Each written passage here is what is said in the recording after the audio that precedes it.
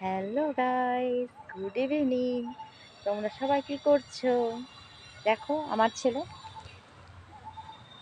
ওকে নিয়ে আমি বিকালে পার্কে এসেছি। খুব বায়না করছিল পার্কে আসবে বলে।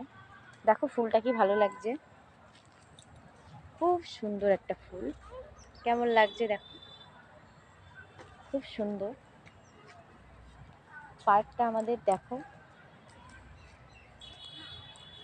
তোমরা কি বিকেলে পার্কে যাওয়া হয় তোমাদের?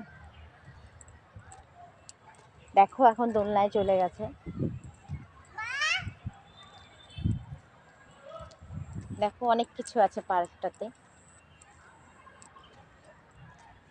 তোমরা কে কি করছো একটু কমেন্ট করে জানাও।